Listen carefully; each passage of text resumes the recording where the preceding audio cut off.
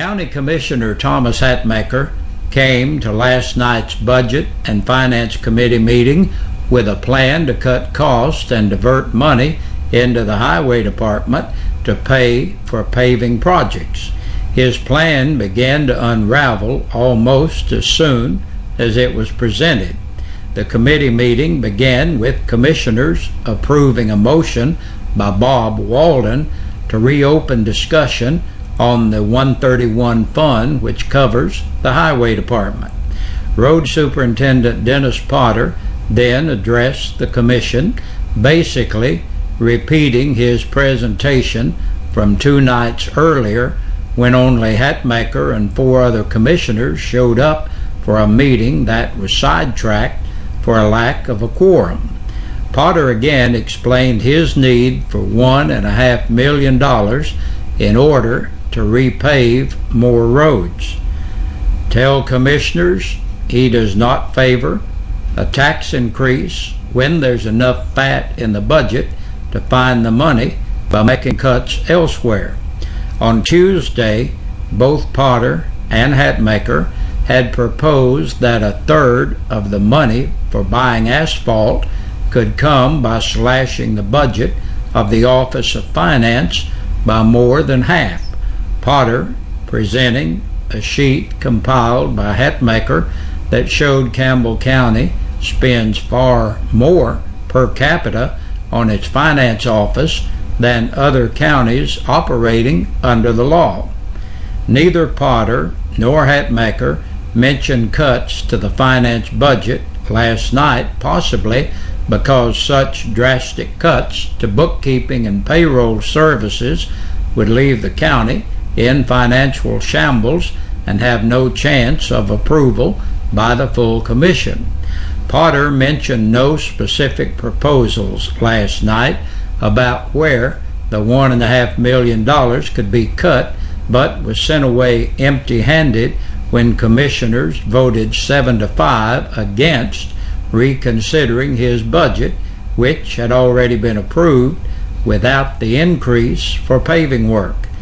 Hatmaker then took up the better part of an hour asking specific questions about budget line items in the county general fund before Terry Singley called for a vote on the previous question, cutting off discussion and debate. Mayor William Baird, who chaired the meeting in the absence of both Committee Chairman Wendell Bailey and Vice Chairman Marie Ayers, ruled that the vote of ending discussion was approved by a 7-5 vote. Voting against approval of the budget were the same 5 commissioners who had attended the session with Potter on Tuesday: Hatmaker, Walden, Beverly Hall, Sue Nance, and Charles Baird.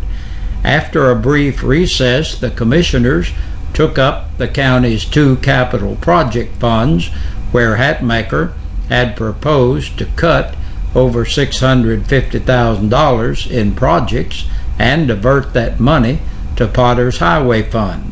One by one, Finance Director Jeff Marlowe shot down Hatmaker's proposals, pointing out that many of his suggestions involved grant money from state or federal sources that cannot be diverted to other uses. Hatmaker proposed saving $113,810 by halting future work at the county's Lonis Young Park near the White Bridge. $87,000 of that total, Marlowe pointed out, is state and federal grant money that will be lost if not used for the purpose of the grant. Hatmaker also proposed diverting a $97,000 item that is completely an ARC grant and also cannot be spent for any purpose beyond the grant. He then zeroed in on a $263,463 city park project in Jacksboro adjacent to the courthouse complex. Nearly $200,000 of the total remaining to be spent is also grant money, Marlowe explained, to cover the establishment of a parking lot and lights as a trailhead for a walking trail once work on the new Justice Center is completed next year. How can you justify $250,000 for a walking trail? Hatmaker commented. Because by obtaining the grant for a park and walking trail, we're getting a badly needed parking lot and lights around the entire courthouse complex, paid for primarily with grant money, Marlowe replied. Marlowe admitted that one or two of Hatmaker's proposals for diverting capital projects funds to roads were legally permissible. The entire amount budgeted for building improvements and other capital outlay, a total of $152,500, could be spent on other uses, Marlowe said. Half of that money is budgeted to cover costs such as windows, doors, carpeting, and so on in county buildings, while the other half was established by this commission to cover emergency repairs such as roof replacement or heating and air systems. Without that fund, any emergencies involving county buildings would require a special appropriation by the commission before work could commence, he added. Hatmaker's proposed cuts also included $4,645 and $11,778 in raises for Election Commission Administrator Ann Ayers and supervisors that Marlowe pointed out are state-mandated salary increases after Ayers completed training and obtained her state certification. Marlowe finally addressed Hatmaker's approach to looking for paving money through cuts to other funds. You can cut a little here and cut a few thousand there and maybe come up with $100,000 that could be diverted to highway projects. That will make it hard on some other department and stop some projects, but it won't help Dennis Potter much. He needs $1.5 million in recurring money year after year. Much of what you proposed is one-time money. It won't be there next year or the year after. What we've been through in the past few years has been increased costs for education, coupled with few state dollars to pay those costs, while the economy has struggled and the county has experienced no growth. Our tax base is actually less this year than it was last year, Marlowe continued. He concluded by telling commissioners, I've promised Dennis that as soon as our revenues begin to pick up and there is some growth, I'll do everything I can to see that those extra dollars go to the highway fund to help pay for asphalt. But until then, we haven't got the resources. If the full commission approves the decisions of the Finance Committee at a recessed meeting next Thursday, only the school budget will remain to be finalized before a final budget and tax rate are approved. Delays in getting certain approvals and final figures from the state are expected to delay the school budget into the next fiscal year. But commissioners have already passed a continuing resolution to keep the county operating at current spending levels until the end of August. Holiday Inn Express has a new prime location along America's most traveled interstate, I-75 at Caryville, and the South Caryville exit has a long-coming facelift to a legendary property. When J. Will Thacker opened the Thacker Christmas Tree Inn in 1974, it was a 5-story palace with a restaurant on the 5th floor overlooking Cove Lake. Almost 40 years later, Jay and Neil Patel have breathed new life into a structure most had given up for the wrecking ball, and it's a work of beauty. The general manager, Joe Valentino, tells WLAF that managing hotels is in his blood, and he's excited to be able to host 20,000 guests a year. He adds that his staff of 20 employees is made up of all Campbell Countyans, citing this as the biggest addition of jobs to the county in some 4 years. Valentino says Hampton Inn neighbor Hack Ayers has been most helpful and welcoming, especially when it comes to catching him up on the area's history.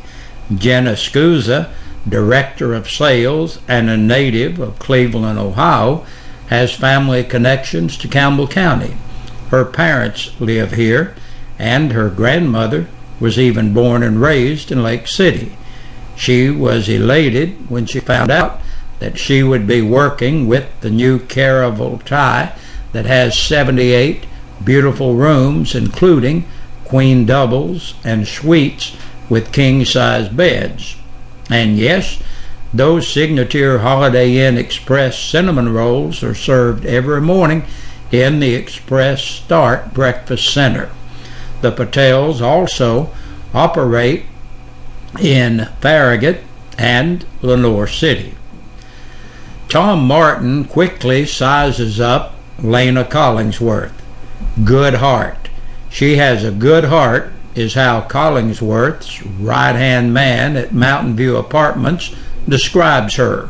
Martin goes on to call her his best friend and says she is quick to sit down and work through any problems when they arise. Yesterday afternoon, Joe Woody with the USDA presented Collingsworth with the Site Manager of the Year award for Tennessee. After being nominated by her employer, Morrow Management, Collingsworth was selected from a pool of 356 multifamily unit managers from Memphis to Mountain City. Tenant Alice Violet says she's lived in lots of places over her many years and that this is home, citing Lena's leadership as why this complex for 30 older adults is so special. Collingsworth tells WLAF that after a 20-plus year career in the health field, that this is a breath of fresh air since she joined Mountain View Apartments some 6 years ago. She says she loves her tenants, loves her property, and loves the management company.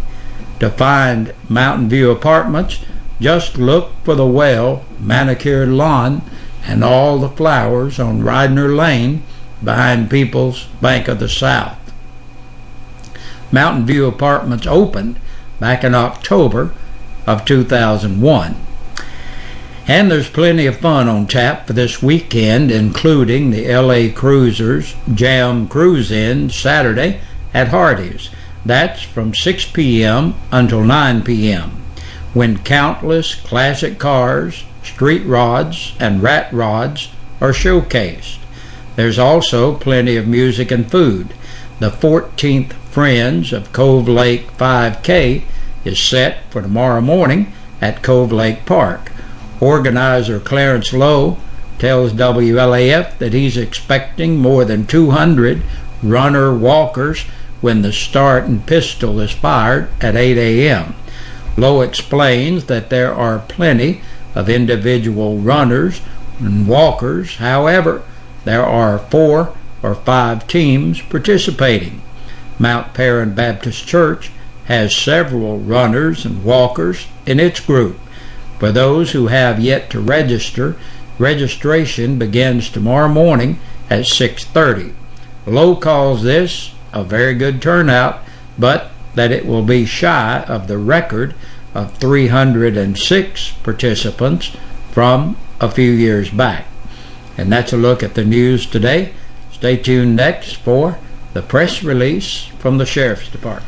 and 10 people have been booked into the Campbell County Jail in the past 24 hours.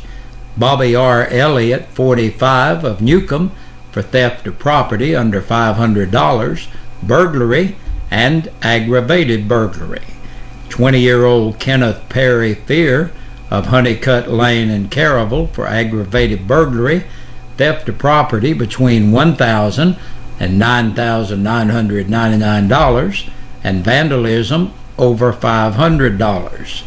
Thomas Dean Jones, 42, of Emily Drive in Caryville, for violation of an order of protection. 71-year-old Henry Ray Llewellyn of Jellicoe for violation of probation. Samantha Brooke Marlowe, 21, of Bertha Lane in Jacksboro, for violation of probation. 26-year-old Jennifer Faye McKinley of Camp Ridge Road, La Follette, on a capious bench warrant. Amy Lynn Phillips, 25, of Jellicoe, for possession of a Schedule II controlled substance. Daniel Lee Robinson, 25, of Cherry Bottom Road in Caryville, for theft of property under $500. 32-year-old Christopher Joseph Wilson of East Woodland Courts in La Follette, on an attachment for child support. And last today, Dexter Dwayne Young, 21, of Mount Perkins Lane in Jacksboro, for violation of probation and criminal impersonation. And that's a look at the news for today.